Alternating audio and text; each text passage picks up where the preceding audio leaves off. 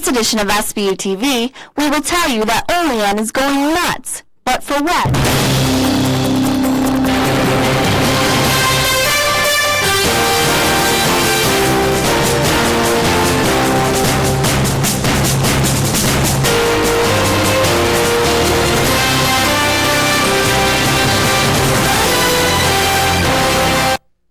Welcome to Sbu TV News. I'm Vanessa Diaz. And I'm Claire Glatz.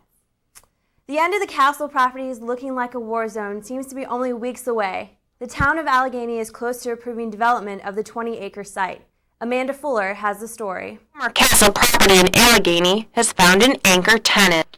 Sbu TV has learned that the Lowe's Home Improvement Company is the anticipated primary store. The core development company, in cooperation with landowner St. Bonaventure University, expects the stalled development project to move forward as soon as December.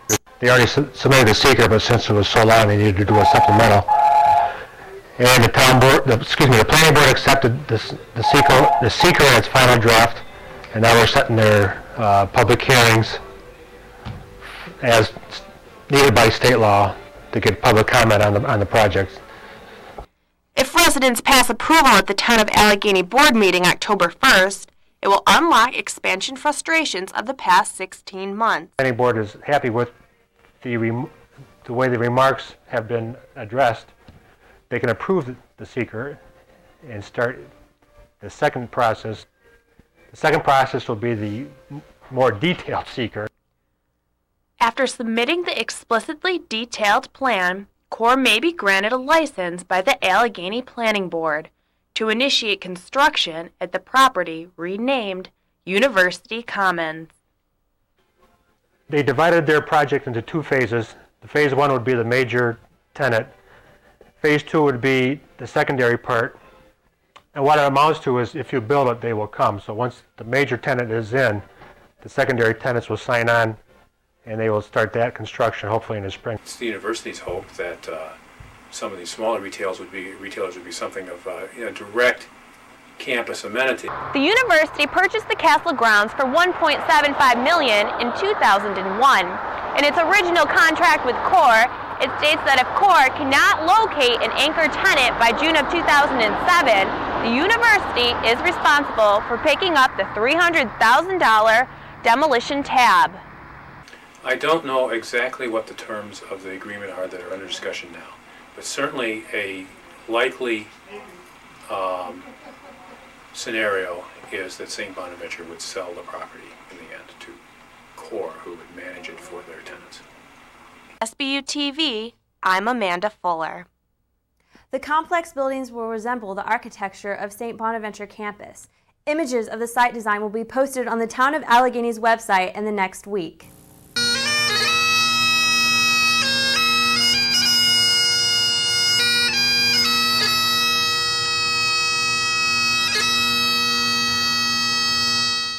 There are few phrases in the English language that can conjure up more vivid memories than 9/11. Of the 2,973 who died that day, St. Bonaventure lost 3 of its own, including Father Michael Judge, who was in fact the first official recorded death of September 11th. This week, St. Bonaventure remembered 9/11 with a memorial service with tributes from University Vice President Brother Ed Coughlin and Bona President Sister Margaret Carney. The haunting notes of taps on a lone bugle ended the ceremonies attended by hundreds of students, faculty, and staff. Heavy rain is the biggest concern as Hurricane Alberto, which continues its march across the Gulf Coast. It slammed into the Texas coast Thursday. It came ashore near High Island in Galveston County with sustained winds of 85 miles per hour. CNN's Ed Lavendera has more on the storm from Beaumont.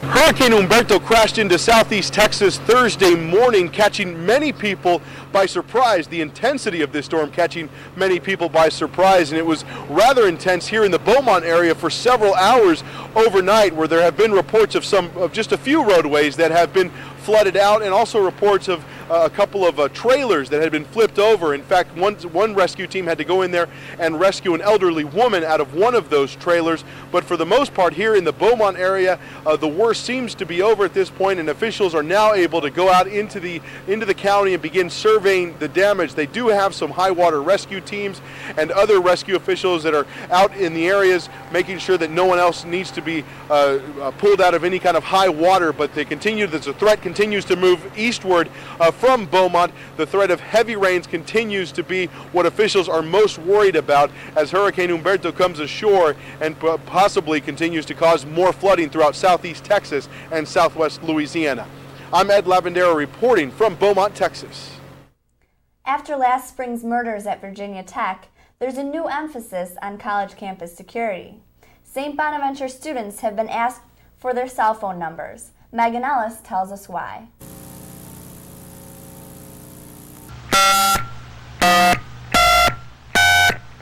On September 4th, St. Bonaventure University had a bomb threat. Students were notified through email about the situation. But is email the most effective way to let students know about emergency situations? Not really, because if you're in class or you don't have a computer or your internet's not working, or even if you're somebody who doesn't check your email all the time, you wouldn't know. So we thought that we would ask students for a contact number so that if there was something that we needed to get in touch with them urgently, we could use that number to do so. We are looking at implementing some sort of an emergency communication system, similar to what's been talked about in the wake of the Virginia Tech incident. On April 16th, a Virginia Tech student named Chow killed 32 people before killing himself. It was the deadliest school shooting in U.S. history. The university plans to have a system in place by next spring to be able to send a mass text message to everybody's cell phone number on record. Although everybody may not have a cell phone, the idea is that many people do, and the message will be sure to get out to everybody, no matter where they are on campus. Whether or not the system's used, my hope is it would never be used, because that would mean we never had an emergency. For Sbu TV, I'm Meagan Ellis. Once the system is in place, it will be tested yearly. The St. Bonaventure complex, currently known as the Hickey Dining Hall and Cafe Laverna, will soon be named the Magnano Center in recognition of the recent donation of $2 million by Louis and Patricia Magnano. St. Bonaventure University has produced award-winning journalists, and some of them come home to tell their stories to the next generation of students. Hanley has been on the international desk of Associated Press for the past 25 years, ever since his graduation from St. Bonaventure in 1968. Hanley was in town for the opening of a new exhibit at the Regina A. Quick Center for the Arts this week, showcasing the history of Associated Press in a new book revealing stories and photographs from the civil rights to 9/11. Because, my longevity with the AP and having written the history before, I'm able to discuss the AP quite extensively. The exhibit is drawn from this new book. The book is called Breaking News. The new book, Breaking News, How the Associated Press Covered War, Peace, and Everything Else, does just what it says it does. Each chapter covers a different major subject area of news coverage: war, sports, the White House, elections, civil rights, and on and on. Hanley has covered the news from more than 80 countries, including more than 12 months of reporting in Afghanistan and Iraq. His getting to the truth attitude can't be more evident than in his feelings towards the present war in Iraq. Out of what we were able to do at that point, as far as reporting the facts of the matter, our reports seem to have gotten drowned out by the constant drumbeat from Washington, beating the drums for something that was non-existent. But, we did as good a job as we could individually, some of us. It's said that over half the world's population is exposed to AP News daily. With statistics like that and reporters like Charles Hanley, it's no wonder the AP is on top. The exhibit will continue here at the Regina A. Quick Center for the Arts at St. Bonaventure University through October 10th. For Sbu TV, DeAnna Arabaty. The Quick Center is open daily with the exhibition free to the public. Students' plans to eat at the Francis Cafe may have to change this semester. A meal swipe, something usually worth a combo meal, is now only offered to students with unlimited meal plans. If a student selected a meal plan with 75 to 150 meals on it, they will not be able to eat at Francis Cafe. Students who don't have unlimited meals can use their Bonabucks to purchase food in Francis Cafe as well as the RC Cafe. Michael Postles has a service about where verbal communication might come from. Every day across college campuses, students will make a statement by what they wear. Logos and brands alike are everywhere, from shoes to hats. But do these college students feel like a walking advertisement, or are they defining themselves? Here is how some college students feel about what they wear. I think it's a two-way street. I think for the most part, the individuals are advertising the band's not advertising the individual. It's a combination. I'm representing myself, the swim team, and the school. Yeah, I wear it with pride. But on the other hand, what stuns me, I think more than anything, is how much students think oftentimes that they don't want to wear brands. Consider the Yankees hat or the Red Sox jersey to be branding. I do not feel like I'm advertising the brand when I wear polo, defining who you are because it's your own style. I guess it doesn't matter what you wear or why you wear it, as long as you remember, it does send a message. For Sbu TV, I'm Michael Postles. College and parking. They don't go together very well. Too many students, too little parking. At St. Bonaventure, bicyclists are now finding the same kind of problem. Stephanie Nikolaou has the story. Bicycle. I want to ride my bicycle. 2 wheels can replace 4 to get around campus. I've just kind of always been doing it, so why not ride a bike in college? Whether it's to get exercise, to save the environment, or lack of a motor vehicle, bicycles give students the urge to pedal. I don't need to contribute more greenhouse gases by driving my car to class. I was living in Garden, so it was a further distance from class and everything.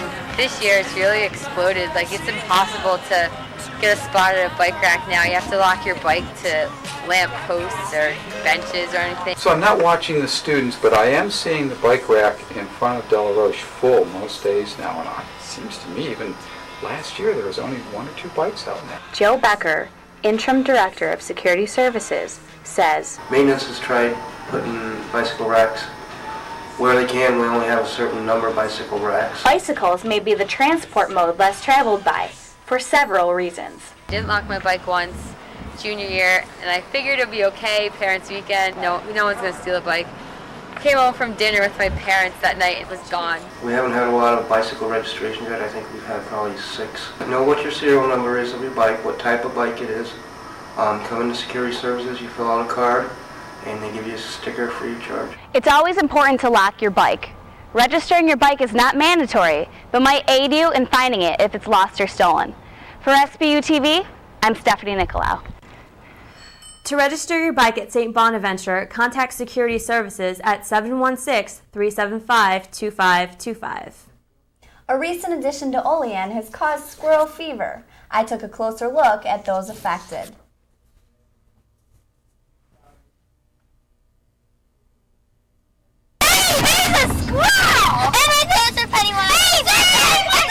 These kids aren't going nuts for this kind of squirrel, but rather the 3-foot fiberglass squirrels that have settled across Olean. My favorite squirrel is Omelet Squirrel because he has 2 flies. I like Lady Justice because she's pretty and unique. I like Sir Pennywise. I like his glasses and hat. Many residents feel the same. They love the squirrels. I've gotten so many compliments. It definitely has increased the foot traffic, brought people into the city. The squirrels have scurried into the 1st and 2nd grade classroom at Eastview Elementary. 2 rooms in a drag. Shall we put that? I think we should. We are learning about squirrels. They know a lot of squirrel facts. We're going to do some art projects or crafts. A lot of them are excited and really willing to share the information they know. According to Sherburne, as well as Sir Pennywise, the squirrel financial expertise, an Olean business is cashing in on this squirrely sensation. So you may want to grab your nuts. This t-shirt is being sold by the Hi-Ho Drive-In in response to the surging squirrel popularity. It's funny to see that other businesses have taken from the whole theme. The official squirrel t-shirt that we have has our logo on it. Because the community is so nutty about the statues, 5 more will be settling in during the fall. Some kids have their own ideas about what squirrels they would like to see next. A mask squirrel with like shopping bags and stuff and everything. There should be a school squirrel, a basketball one. For SBU TV, I'm Claire Glatz. 10 of the squirrels are slated to be auctioned off in the summer of 2009. The proceeds will benefit a children's museum to be built in Olean. Toys made in China may be dangerous to your children. We looked at how some of these toys could hurt your kids and what parents may be doing about it. Kaitlin Dean has the story. Some toys from China are being recalled because the paint used to make them is lead-based, and lead is bad for everyone. Can affect the kidneys, right? So that entire system. It can be a problem for the nervous system. It can be a problem for circulation. However, it's especially bad for children. Effects can be long-term and can affect things like IQ and behavioral problems, things that you wouldn't see in adults. Obviously it's disturbing, especially when you have a child like ours who's at an age that she puts everything in her mouth. Rochelle Wiseman had to send her child's toy back because of a recall. It's really hard to get them away from him. He's only 4, and to explain to him why they had to be back. Part of it is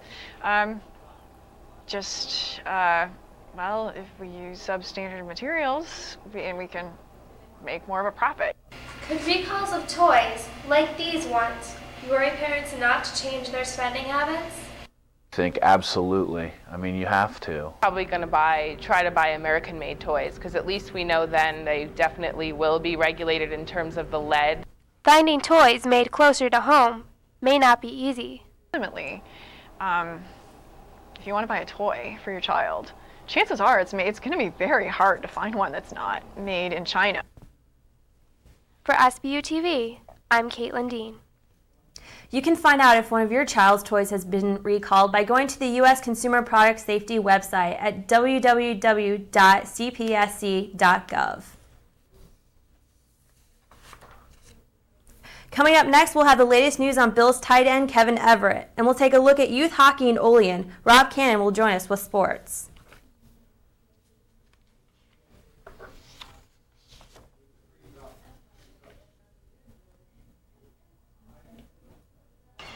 Daddy, why is the sky blue? Well, to match your pretty eyes. Nope, not even close. See, all colors have wavelengths that are diffused by oxygen and nitrogen. Since blue is the shortest wavelength, it's diffused up to 10 times more.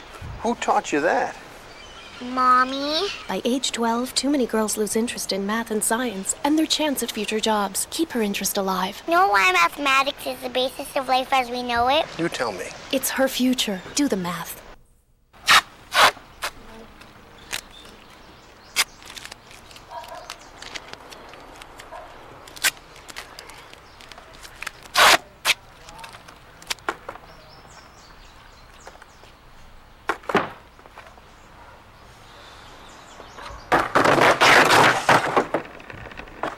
There is a better way to have fun with history. Visit americaslibrary.gov. Log on, play around, learn something.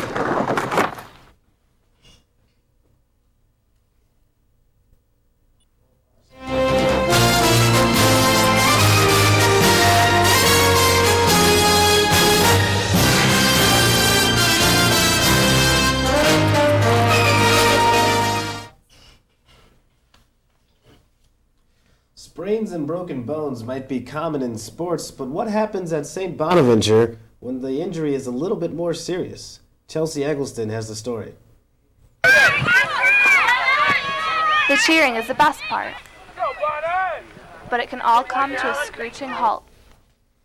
When Buffalo Bills tight end Kevin Everett was involved in a helmet-to-helmet collision that may paralyze him, we were reminded no athlete is safe from injury. At St. Bonaventure, EMT-trained students are called to medical emergencies at club sports games. We respond to anything from broken ankles to head injuries. One EMT is assigned to each club sport to ensure a quick response if there ever is an injury on the court, rink, or field. When the EMT arrives, they do a thorough assessment of the patient and determine what to do next. We have everything from backboards to collars to oxygen bags with all that apparatus. St. Bonaventure's NCAA athletes are cared for by the Sports Medicine Department. We do injury and illness prevention. We evaluate injuries and we rehabilitate and do treatment on injuries. And they're always prepared for medical emergencies. Sudden death is extremely high in male basketball players. Get right out there, have the AED ready, and it may just be a cramp, but it could be a heart problem, and you need to be prepared at all times. But what's Finnegan's biggest piece of advice for all athletes? And knowing your own body to make sure that if you start to feel something not right, to take care of it before it gets worse. For SBU TV, I'm Chelsea Eggleston. O'Halloran said it's important for spectators to remain calm in emergency situations and leave the medical work to the professionals. Some of the country's best professionals continue to treat a football player who nearly died on the field. Doctors remain cautiously optimistic that Buffalo Bills tight end Kevin Everett may be able to walk again, following the serious spinal cord injury he sustained against Denver. Everett has shown muscle movement and was taken off a respirator on Wednesday. He will remain in intensive care for the foreseeable future. Do you love sports but aren't ready for Division I play? Fall intramural leagues are already underway. It's not the Rick Farina Spring Weekend Softball Tournament, but it's just as much fun. Intramural softball is a great way to get out in the afternoon and meet new people. If you're interested in signing up for a softball team or just checking out the schedule of the upcoming sports leagues, head over to the Richter Center for more information. St. Bonaventure's men's rugby team hosted Geneseo last week before enthusiastic fans. Bonaventure jumped out to a 17-0 lead and would go on to an easy victory. Their next game will be on the road September 15th at Lemoyne College. The men's soccer team went winless at the University at Buffalo tournament last weekend. They lost 1-0 to Central Connecticut State and tied Siena at 1. The Bonnies return home to face the UB Bulls. Over in the women's soccer, the Bonnies dropped a 2-1 overtime decision to Akron at home last weekend. They rebounded 2 days later to defeat Cornell by a score of 4-2. They will wrap up their 3-game homestand versus Kent State. And the women's tennis team will begin their fall schedule this weekend at the Eastern Championships in West Point. That wraps up this week in sports. Actually, the hockey season is not that far away for some local children, and it's not just the boys lacing up the skates. George Blas has the story. Summer may be coming to an end. But that doesn't mean there's nothing for children to do in the upcoming winter months. Local residents came out to the William O. Smith Recreation Center in Olean last week to register their sons and daughters for the upcoming youth hockey season. For Jason and Amanda Lasnik, hockey is something that their son and their 2 daughters can all enjoy. Most little girls have never been encouraged to do things like hockey or football or anything, with contact, and times are changing. Even though the popularity of girls hockey has grown in recent years, seeing the girls play still raises some eyebrows. People stop, they can't believe, when they see the girls out there playing, they stop and make comments about it. And they think it's great too, that they're doing something special that other kids can't do, or they think, that this is something that's unique to them. Young Jillian and Mia take a lot of pride in the fact they can learn the same skills as their brother. For whatever reason, they love it. And it's a great way for them to be able to build their self-esteem and know that they can do something. It's a physical activity. Jason says the opportunity for them to play is always there. As long as they want to play it, and they're having fun doing it, and they like doing it, I don't have a problem with it. Anytime you have to wake them up at 6 o'clock for a Saturday morning practice and there's no complaints. They want to be on the ice as much as they can. I like to score goals. And Mia even has a favorite hockey team already. The Sabres. I think they're going to win the championship. For SBU TV, I'm George Blas. If you would like to learn more about getting your kids involved, you can log on to www.oleanyouthhockey.com. And now, that wraps up this edition of This Week in Sports. That wraps up this edition of SBU TV News. For Claire and Rob and myself, we will all wish you a good night. We leave you with footage of the 9/11 ceremonies, as well as the national anthem being sung by the Bonaventure men's a cappella group.